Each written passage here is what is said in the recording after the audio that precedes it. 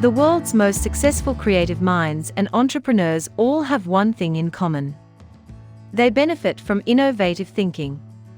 Some people come up with a truly game-changing idea, and they use that idea as the basis for a startup, which then can create an entirely new industry.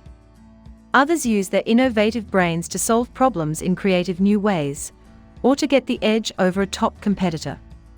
Innovative ideas are valuable, but for most of us, they are rare and nearly impossible to force. What does it take to come up with a truly innovative idea, and can you optimize your environment to help you generate more innovative ideas? To start, let's delineate and clarify the different types of innovation from which you can benefit. Innovation can occur across many different scales, from system innovation to ground-level innovation. Big-picture system innovation requires you to rethink entire systems and bureaucracies from the ground up, or possibly come up with groundbreaking ideas that create new industries. There are also smaller-scale forms of innovative thinking. For example, you might figure out a new way to butter toast in the morning that saves you 45 seconds of effort. We also need to differentiate between innovative organizations and innovative people.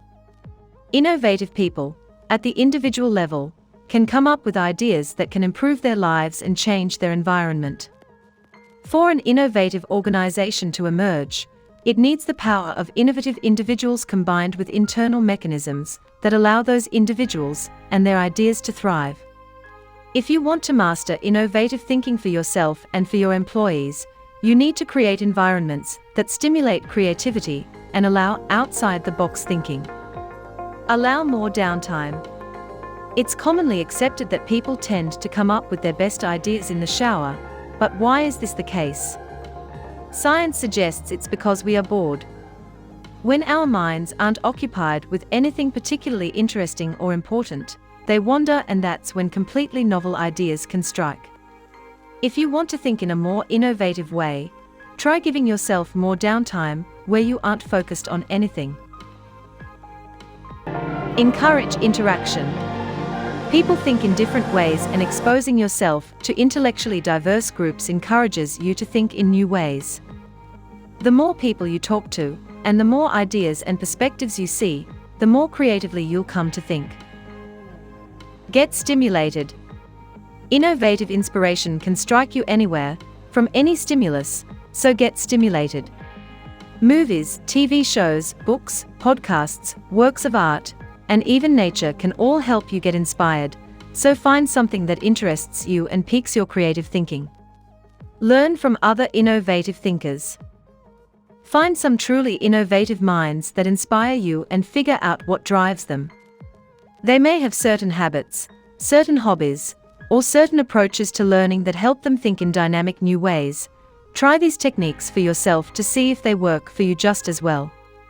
Those new individual ideas may not mean much in the context of an organization unless that organization is equipped to handle them. Here is how you can make your organization benefit more from individual innovation.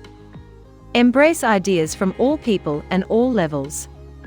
If you collect ideas from every member of your organization, you'll find innovative ideas almost constantly.